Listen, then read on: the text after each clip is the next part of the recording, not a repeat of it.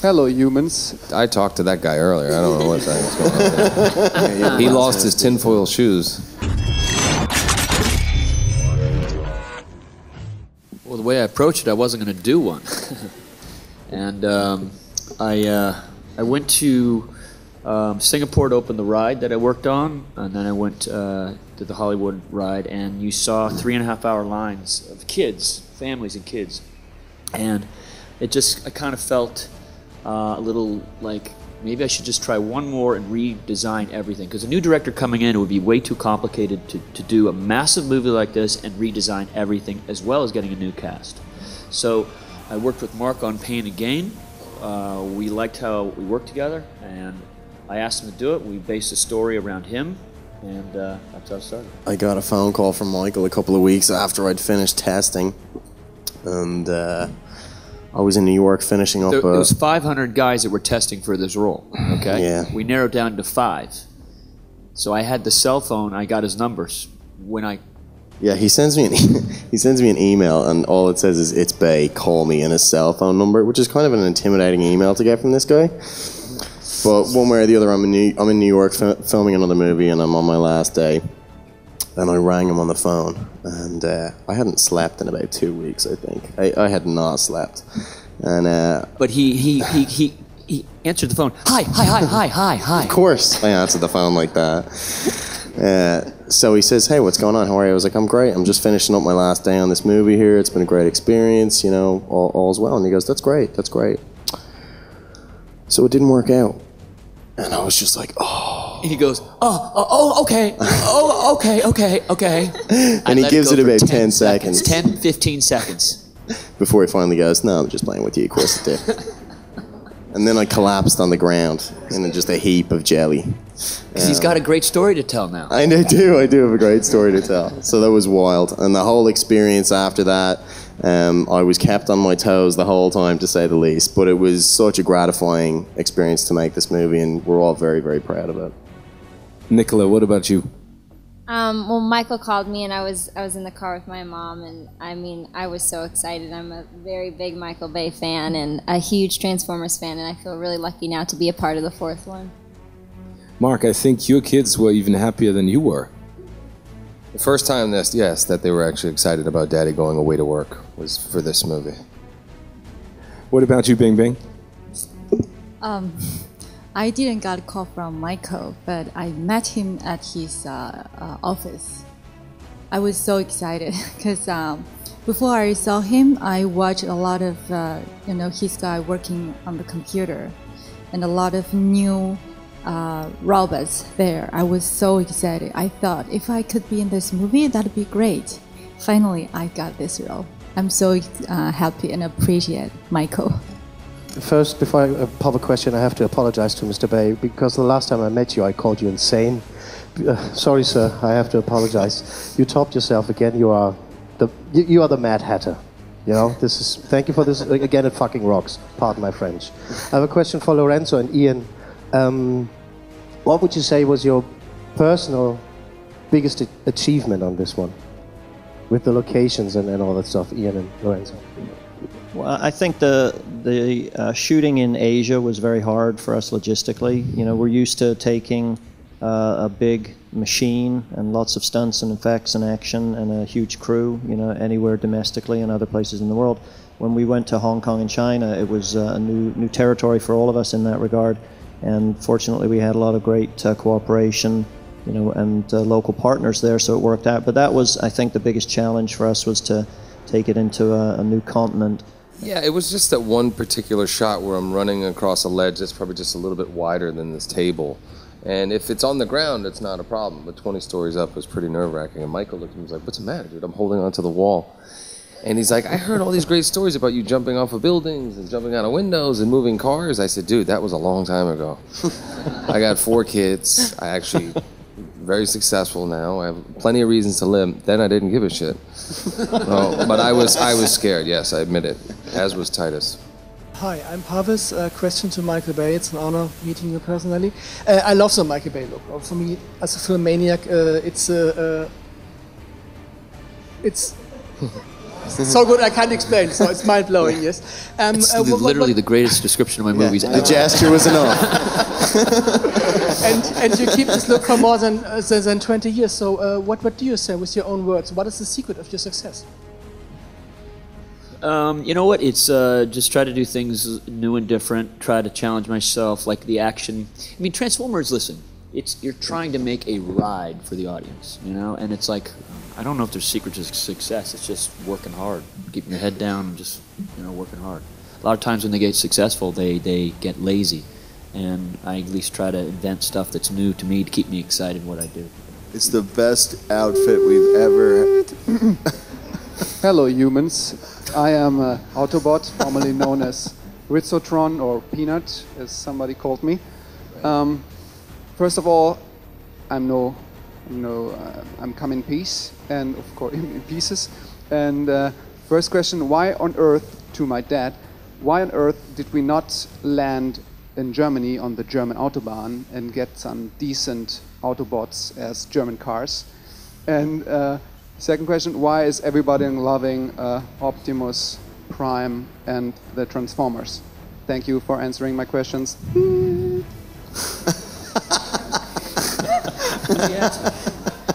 I think he's asking you. I talked to that guy earlier. I don't know what's going on there. He lost his tinfoil shoes.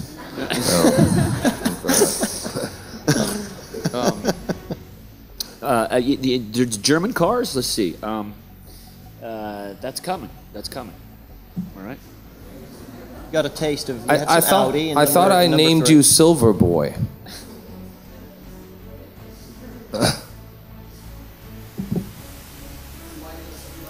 Optimus Prime and the Transformers. Why do they? Yeah. You know what? I'm trying to break this down because it's bizarre. It's like they're robots from another galaxy, and I think there's something about people just want good in the world. You know what I'm saying? And there's something about Optimus. He's such the leader, and he's always fighting for the good.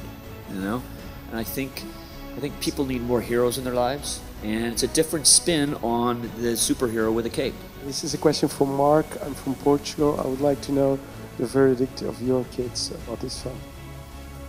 Well, cut to 2 hours after the New York premiere, they're trashing the hotel room playing Transformers, waking up my wife, and I have to explain while they're still up at 1:30 in the morning with candy all over their face. And but it was awesome. It was the first time I got to experience something like that with my children, and can't wait to get home and take them to the movie again and trash our house playing Transformers when I get home. A question to Bing Bing. In such a huge production like this, what would you say is the most important thing that you learned from Michael Bay about big blockbusters? Actually, this time for me is everything happened. It's like I would love to see it. God arranged everything for me. I can get a chance to join this international production, and I learned a lot from Michael. He's very unique, and he's a brilliant genius. He actually never allowed my interpreter beside me, so I have to be very, very focused and concentrate, like him working on set. Nothing else. Try to focus on what he has saying to me. But your English is very Her good English right is now. great. Look at that, see? Because Michael Bay is my English teacher. He never allowed my interpreter You learned beside the word me. fuck, shit. I learned a lot from you. So he pushed me and forced me to speak English very, very well. He said on set, "You only understand what you want to understand." Sometimes I can't follow him. He speaks very fast, and he speak, can I say, only you understand. I really don't understand sometimes. And Stanley Tucci gonna translate and describe things for me. Here's the great thing. Stanley Tucci, who's not here, was great, but Stanley's a director as well. All right, so we would literally co-director, like in the car. Like I've got the camera. All right, Bing Bing, you ready? Yeah, Michael, Stanley, interpret for me. Stanley, go to Bing Bing, sing it like this. So two directors are talking at the same time. I have two guys who speak English translate to me. Nobody speaks Chinese translate for me. So hard, but it's a good experience. Such a very great experience. Hi, it's me again. I have a question for Mark, but I'd rather ask Nicola that question. Thank you. It's about Mark's infamous entourage, his gang. Names like Nacho come to mind. I think you've met these guys, and I was wondering if you could share a little story without Mark interfering and stopping you and saying that never happened. Maybe you can tell a story that is, maybe you can, if you have I have one a story for you, yeah. I have one.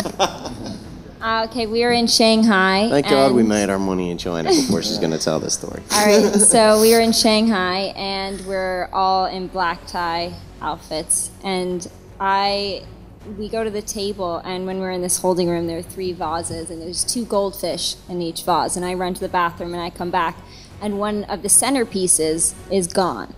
So I knew it came from Mark's camp. The goldfish is gone. The goldfish, yeah. And so I come back, and they're gone. I knew it was Mark's camp. And I later find out that Nacho ate 2 of the fish and the whole thing of water to get the fish down, and Mark only paid him $200. Only $200. God damn it, Mark. First of all, I didn't pay him anything. He just assumed because the fish were on the table that it was part of the meal. They were alive. They were swimming. And big. He's this big sushi fan. He would eat this cardboard little nameplate here. He's an extreme eater. That's what he does. He's trying to make his way in the world and share his gift with the world. He said he would not have a milkshake, though, because he's lactose intolerant, and he said that's one thing he will not eat. But apparently he'll eat live goldfish. But the grossest thing was he said the fish were swimming around in his stomach. Yeah, he said he could feel them stop swimming. Not for long. Trust me. Bing Bing, how did you convince Michael to add a scene especially for you, especially the fighting sequence? With extreme irritation all the time. I actually suggest we got a lot of communicates, and Michael actually after we did the poster, he saw my photos and that he saw that I can kick very high, and I always suggest him I can fight. I can do some kung fu martial arts, and he purposely added that scene. I really appreciate it, Michael, really. But she said the word, I just want to kick ass. I just want to kick ass. I'm like, I am really aggressive and tough. You know what? Let me just add at this point that one of the nicest things about working for Michael is that he's open to people's ideas, and he's a great collaborator in that sense. I initially was going to play an American character in the film, but after a brief discussion with Michael, he decided he'd let me play the character Irish, which was a really nice thing, and I just want to thank you for that, man. How difficult was it for you to convince car companies to basically give you a Bugatti or a Lamborghini? What was that like for you? Well, Lamborghini was a little trickier, but because I said, he's not a bad guy, he's kind of a bounty hunter, and they go, okay, all right, we can see that. Bugatti, literally, the movie franchise has gotten so big that what's the big auto show here? What's the big one? IAA. The what? IAA. Yeah, well, apparently the Bugatti was there on show, and they flew it to my office, and they bring it out. And that happened with the Pagani, which is like a $1.9 million car. There were like 18 made at that time. They would literally drop these cars off with a race car driver, okay? And they would say, would you like it, put it in the movie? So it's kind of, we collect about $20 million worth of cars in terms of, because you need multiples.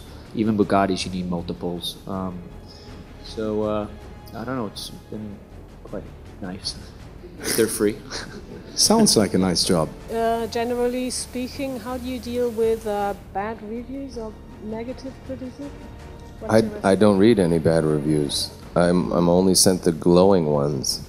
No, it is what it is. You take the good with the bad, but we know that we made a movie that audiences are absolutely loving all over the world, and we're extremely proud of the movie. And again, it was such a great chance for me to work with Michael. I've learned so much from him as an aspiring filmmaker and storyteller, and it's not something that I spend too much time worrying about. I think they should make reviewers, it should be mandatory that they sit in an audience just by themselves, surrounded by a real audience. That's how you should watch movies. Because, I don't know, I might have seen the movies right now about 25 times with audiences. They applaud, they laugh, they cheer. I don't know what movie they're reviewing. You know? People walk out happy. That's what we're trying to do. We're just entertainers. Thank you so much. Thank you very much, Ian, Bing Bing, Mark, Micah, Nicola, Jack, and Lorenzo for coming out to Berlin. All the best of luck. Thank you very much for the questions, and have a wonderful day. Thank you.